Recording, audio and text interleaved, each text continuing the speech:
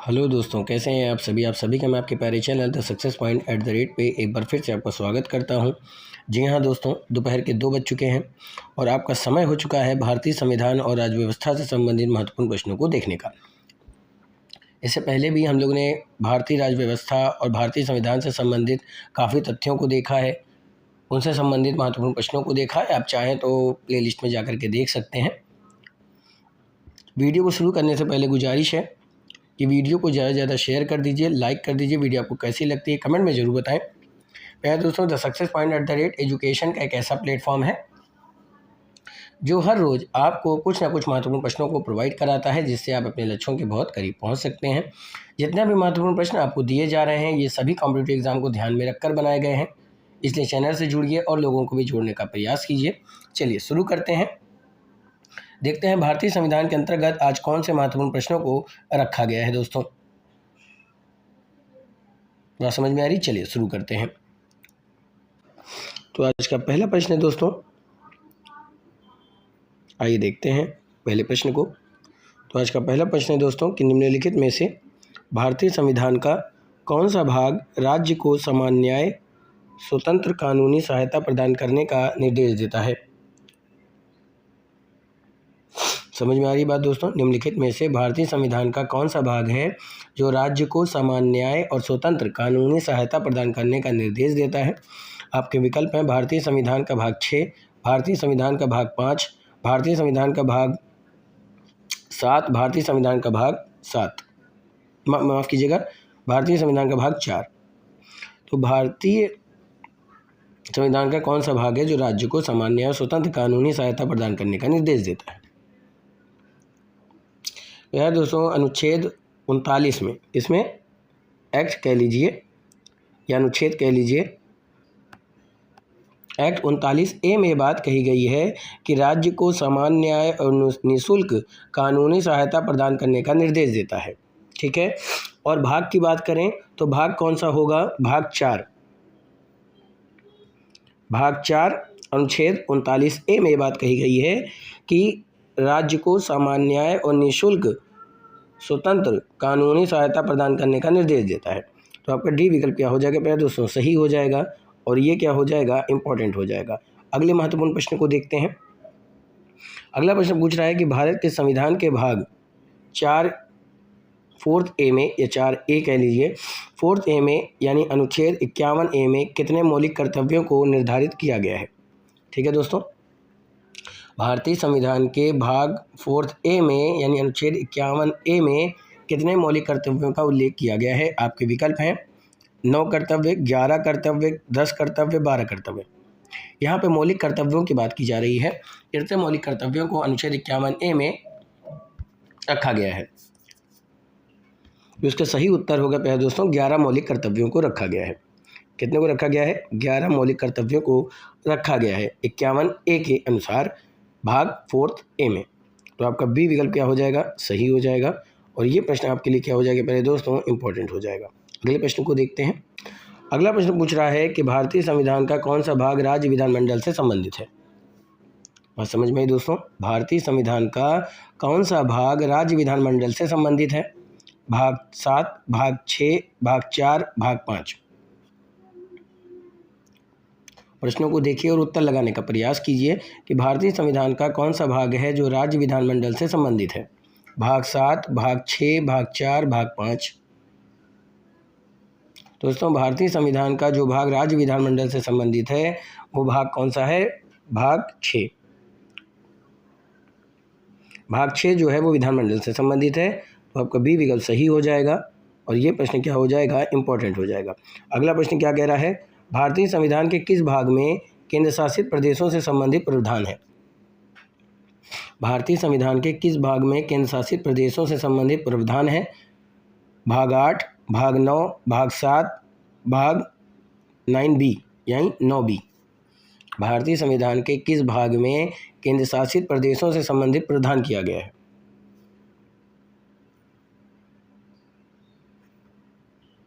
विकल्प क्या है? भाग 8, भाग 9, भाग 7, भाग 9B या 9B कह लीजिए। तो इसका सही उत्तर होगा कि भाग 8 में केंद्र शासित प्रदेशों से संबंधित प्रावधान किया गया है। तो भाग 8 आपके ए विकल्प में दे रहा है, तो ए विकल्प आपका सही हो जाएगा। तो A is the right answer for this question, और प्रश्न क्या हो जाएगा, इंपॉर्टेंट हो जाएगा दोस्तों। चलते हैं अगले प्रश्न की तरफ। अगला प्रश्न है कि भारत के संविधान का भाग 8 किससे संबंधित है? पंचायतें, केंद्र शासित प्रदेश, नगर पालिकाएँ, राज्यों से संबंधित है। किससे संबंधित है दोस्तों? भारत के संविधान का भाग 8 किससे संबंधित है?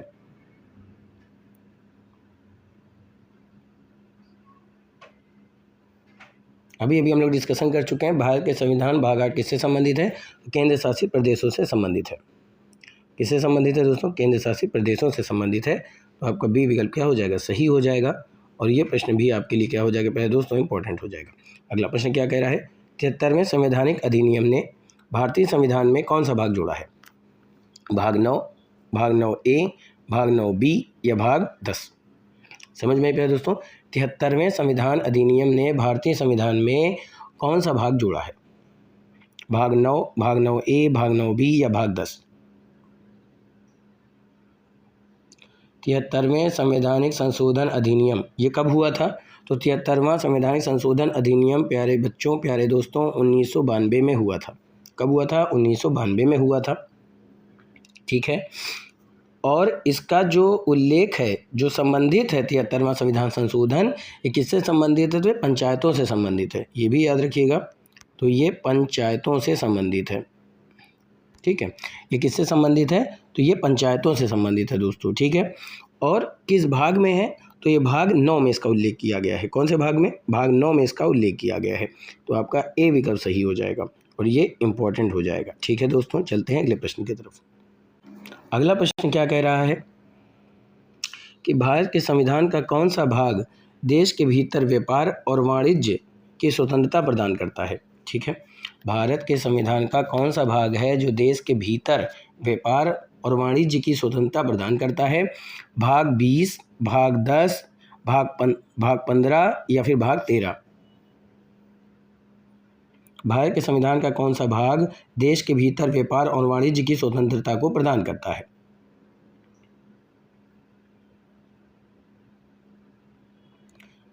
देश के भीतर व्यापार और वाणिज्य की स्वतंत्रता प्रदान करने का जो उल्लेख किया गया है वो अनुच्छेद 301 से 307 के बीच में किया गया है दोस्तों, याद रखिएगा।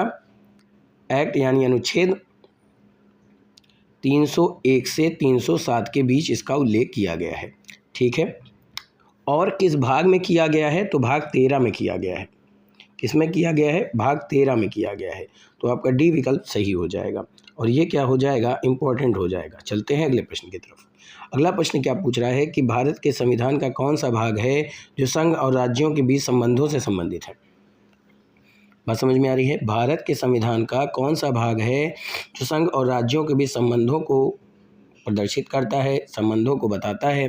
भाग 8, भाग 11, भाग 7, भाग 9? तो भारत के संविधान का कौन सा भाग है जो संघ और राज्यों के बीच संबंधों से संबंधित है?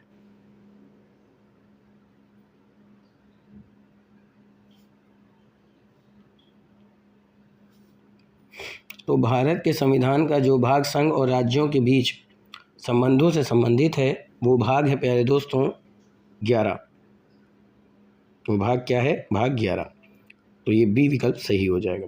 भाग 11 की बात करें तो भाग 11 जो है वो अनुच्छेद 245 से 263 तक है। कहाँ तक है? एक्ट 245 से 263, 245 से 263। ठीक है दोस्तों, इसमें विधायी, प्रशासनिक तथा न्यायिक संबंध शामिल है। ठीक है, तो आपका ये भी प्रश्न इंपॉर्टेंट हो जाएगा दोस्तों। प्रश्न को बिल्कुल स्किप मत करें, शुरुआत से अंत तक देखें क्योंकि एक प्रश्न से काफ़ी प्रश्न आपके तैयार होने वाले हैं यहाँ पर। तो आपने देखा क्या दोस्तों कि भारत के संविधान का कौन सा भाग है जो संघ और राज्यों के बीच संबंधों से संबंधित है? तो वो भाग 11 है। कौन सा है? भाग 11। तो आपका बी विकल्प क्या हो जाएगा प्यारे दोस्तों? सही हो जाएगा और ये इंपॉर्टेंट हो जाएगा। अगर मैं बात कर लेता हूँ कि भाग 11 जो है वो किस अनुच्छेद से किस अनुच्छेद तक है, तो याद रखिएगा प्यारे दोस्तों वो एक्ट 245 से 263 तक है। याद रखिएगा 245 से 263 तक इस अनुच्छेद में इसका उल्लेख किया गया है। बात समझ में आ रही है प्यारे दोस्तों? आगे चलते हैं। अगला प्रश्न है कि भारत के संविधान का कौन सा भाग वित्त, संपत्ति, अनुबंध और वादों से संबंधित है? भाग 12, भाग 10, भाग 9, भाग 8। भारत के संविधान का कौन सा भाग है जो वित्त, संपत्ति, अनुबंध और वादों से संबंधित है? प्यारे दोस्तों, अगर अभी तक आपने चैनल को सब्सक्राइब नहीं किया है तो चैनल को सब्सक्राइब कर दीजिए, बेल आइकन ऑन कर दीजिए ताकि वीडियो की अपडेट आपको मिलती रहे। ऐसे ही शानदार महत्वपूर्ण प्रश्नों को प्राप्त करने के लिए चैनल से बने रहिए, शुरुआत से अंत तक देखें, क्योंकि एक प्रश्नों से आपके कई प्रश्न तैयार हो जाएंगे और आपका सिलेक्शन इतनी जल्दी हो जाएगा जिसका आपको यकीन भी नहीं होगा दोस्तों, क्योंकि the success point at the rate हर तरह से कोशिश में लगा हुआ है ताकि आपका सिलेक्शन जल्दी से जल्दी हो सके। तो भारत के संविधान का कौन सा भाग है जो वित्त, संपत्ति, अनुबंध और वादों से संबंधित है? तो वो है भाग 12। कौन सा है प्यारे दोस्तों? भाग 12। ठीक है, तो आपका ए विकल्प क्या हो जाएगा दोस्तों? सही हो जाएगा। और भाग जो 12 है वो किस अनुच्छेद से किस अनुच्छेद तक है ये भी याद रखिएगा। तो ये एक्ट 264 से 300 ए तक दिया गया है दोस्तों। कहाँ तक दिया गया है? 264 से 300 ए तक दिया गया है। ठीक है, अगले महत्वपूर्ण प्रश्न की तरफ चलते हैं। ये प्रश्न भी आपके लिए इम्पोर्टेंट है। अगला प्रश्न पूछ रहा है कि भारतीय संविधान के किस भाग में संघ लोक सेवा आयोग का प्रावधान है? भाग 10 में, भाग 18 में, भाग 14 में या फिर भाग 16 में? भारतीय संविधान के किस भाग में संघ लोक सेवा आयोग का उल्लेख किया गया है? प्यारे दोस्तों, संघ लोक सेवा आयोग की बात करें तो संघ लोक सेवा आयोग का उल्लेख अनुच्छेद 308 से 323 के बीच किया गया है। कहाँ किया गया है? एक्ट 308 से 323, कहाँ तक? 323 तक उल्लेख किया गया है। संघ और राज्य लोक सेवा आयोगों का उल्लेख किया गया है, एक्ट 308 से 323 के बीच किया गया है। यहाँ से पूछ रहा है कि कौन से भाग में उसका प्रावधान किया गया है, तो वो भाग कौन सा है? भाग 14 है दोस्तों। कौन सा भाग है? भाग 14। तो आपका सी विकल्प प्यारे बच्चों, प्यारे दोस्तों, सही हो जाएगा और ये क्या हो जाएगा? इंपॉर्टेंट हो जाएगा। अगले महत्वपूर्ण प्रश्न की तरफ चलते हैं। अगला प्रश्न जो पूछ रहा है वो भारतीय संविधान का कौन सा भाग है जो संविधान के संशोधन से संबंधित है? बहुत ही अच्छा प्रश्न है। भारतीय संविधान का भाग कौन सा भाग है जो संविधान के संशोधन से संबंधित है? साथ ही साथ उसका अनुच्छेद में पढ़ते चल रहे हैं दोस्तों, ताकि आपको कोई दिक्कत, कोई परेशानी का सामना ना करना पड़े। तो भारतीय संविधान का कौन सा भाग संविधान के संशोधन से संबंधित है? तो याद रखिएगा, भारतीय संविधान के संशोधन की बात करें तो ये अनुच्छेद 368 से संबंधित है। भारतीय संविधान का संशोधन किससे संबंधित है? तो ये एक्ट 368 से संबंधित है दोस्तों। ठीक है, इसे इंग्लिश में क्या कहते हैं? Amendment of the constitution. ठीक है, और ये किस भाग में है? तो ये भाग 20 से संबंधित है। भाग 20 में भारतीय संविधान के संशोधन का उल्लेख किया गया है। ठीक है, तो आपका सी विकल्प क्या हो जाएगा? सही हो जाएगा। और प्रश्न क्या हो जाएगा? इंपॉर्टेंट हो जाएगा। चलते हैं अगले प्रश्न की तरफ। अगला प्रश्न है दोस्तों कि संविधान के किस अनुच्छेद में यह अंकित है कि इंडिया यानी कि भारत राज्यों का एक संघ होगा? आपके अनुच्छेद 1 में इसका उल्लेख किया गया है, अनुच्छेद 2 में इसका उल्लेख किया गया है, अनुच्छेद 3 में उल्लेख किया गया है या फिर अनुच्छेद 4 में उल्लेख किया गया है? बहुत ही आसान उत्तर है। आप प्यारे बच्चों, प्यारे दोस्तों, इसका उल्लेख बड़ी आसानी से आप उत्तर दे सकते हैं। बहुत आसान उत्तर है। संविधान के किस अनुच्छेद में यह अंकित किया गया है कि इंडिया यानी अर्थात भारत राज्यों का एक संघ होगा? अनुच्छेद 1 में, अनुच्छेद 2 में, अनुच्छेद 3 में, अनुच्छेद 4 में? तो प्यारे बच्चों, प्यारे दोस्तों, अनुच्छेद 1 में इसका उल्लेख किया गया है। किसमें किया गया है? अनुच्छेद 1 में इसका उल्लेख किया गया है। तो आपका ए विकल्प क्या हो जाएगा? सही हो जाएगा प्यारे दोस्तों, याद रखिएगा। तो ए विकल्प आपका सही हो जाएगा। तो A is the right answer for this question. और प्रश्न क्या हो जाएगा? इंपॉर्टेंट हो जाएगा। अगले प्रश्न को देखते हैं। अगला प्रश्न कह रहा है कि संविधान के अनुच्छेद 1 में भारत को क्या कहा गया है? देखिए, अभी उसी प्रश्न जो ऊपर हमने डिस्कशन किया उसी से संबंधित है। परिसंघ, महासंघ, परिसंघ प्रबल एकात्मक आधार के साथ राज्यों का संघ। प्यारे दोस्तों, अगर हम बात करें कि संविधान के अनुच्छेद 1 में भारत को क्या कहा गया है, तो भारत राज्यों का एक संघ होगा। ये बात अनुच्छेद 1 में कही गई है। ठीक है, क्या कहा गया है? भारत राज्यों का एक संघ होगा। तो डी विकल्प आपका सही हो जाएगा। तो D is the right answer for this question. और अगर हम इसको इंग्लिश में बात करें तो इसे हम क्या कहते हैं, यूनियन ऑफ स्टेट। याद रखिएगा दोस्तों, इसी को हम क्या कहते हैं, यूनियन ऑफ स्टेट। ठीक है, यूनियन ऑफ स्टेट्स कहते हैं इसको हम। ठीक है, तो आपका डी विकल्प सही हो जाएगा और ये इंपॉर्टेंट प्रश्न हो जाएगा दोस्तों। आगे चलते हैं। अगला प्रश्न क्या कह रहा है दोस्तों कि संविधान के किस अनुच्छेद का संबंध नए राज्यों के गठन से है। विकल्प क्या कह रहा है, अनुच्छेद 4, अनुच्छेद 5, अनुच्छेद 2, अनुच्छेद 3। संविधान के किस अनुच्छेद का संबंध नए राज्यों के गठन से किया गया है। अनुच्छेद 4, अनुच्छेद 5, अनुच्छेद 2, अनुच्छेद 3।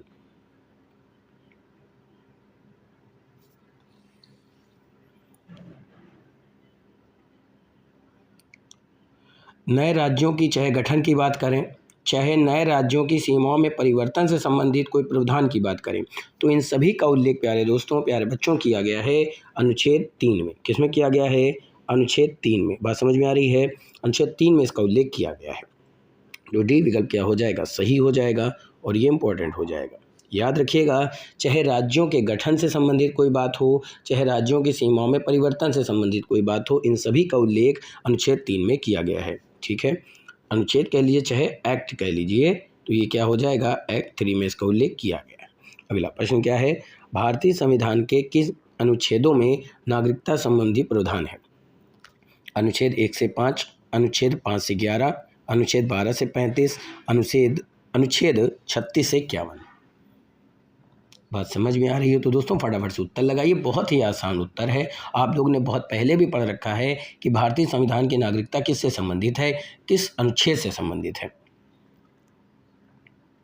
तो दोस्तों भारतीय संविधान की जो नागरिकता है वो संबंधित है अनुच्छेद 5 से 11। तो उसका उत्तर कौन से विकल्प में दे रहा है, बी विकल्प में दे रहा है। तो इसका सही उत्तर होगा बी विकल्प। तो B is the right answer for this question और ये क्या हो जाएगा, इंपॉर्टेंट हो जाएगा दोस्तों। ठीक है, आगे चलते हैं।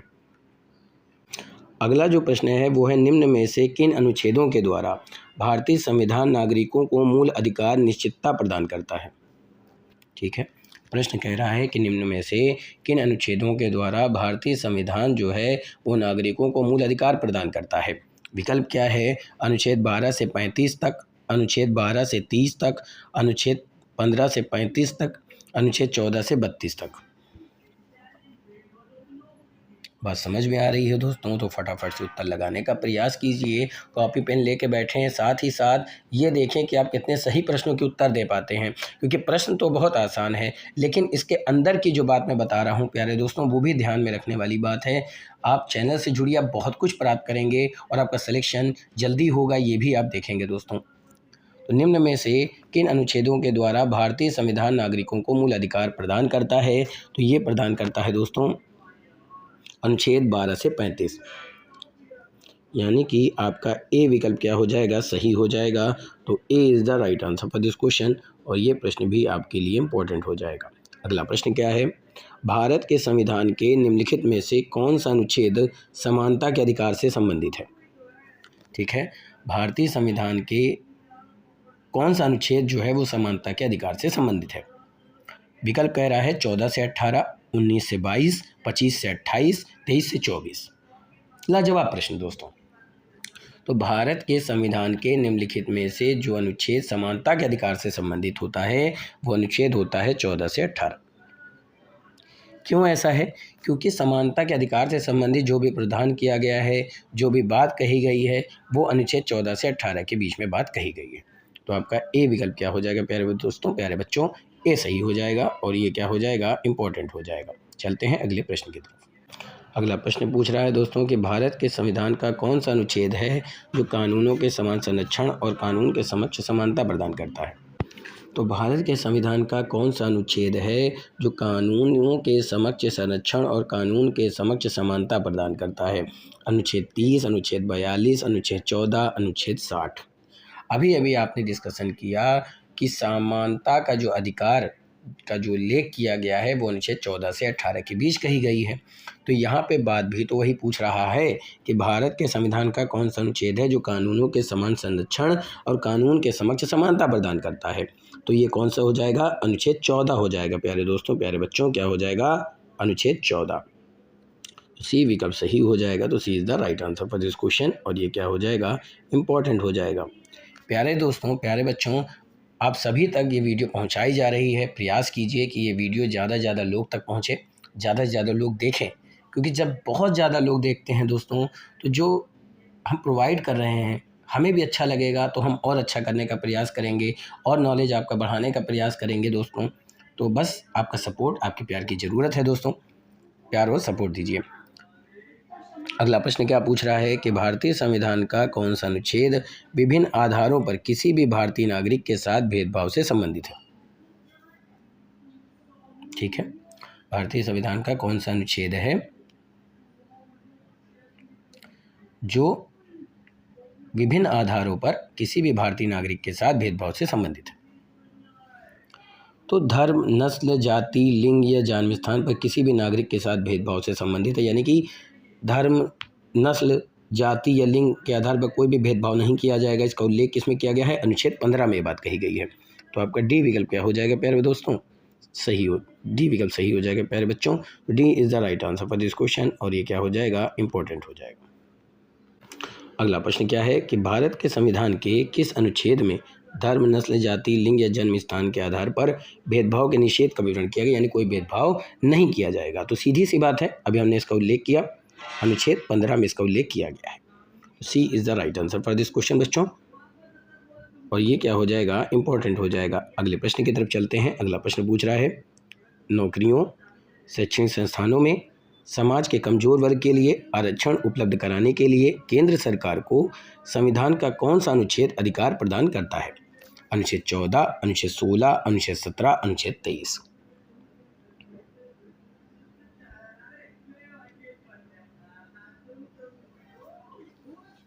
नौकरियों तथा शैक्षणिक संस्थानों में समाज का कमजोर वर्ग जो है उनको आरक्षण उपलब्ध कराने का जो अधिकार है वो एक्ट जिसमें कहा गया है दोस्तों, वो एक्ट 16A में बात कही गई है। ठीक है, और 16(4)A के अंतर्गत केंद्र सरकार को ये उपलब्ध कराने का अधिकार दिया गया है। ठीक है, किसमें कही गई है, याद रखिएगा, एक्ट 16(4)A में केंद्र सरकार को करने के लिए संविधान क्या करता है, शक्ति देती है, अधिकार देता है।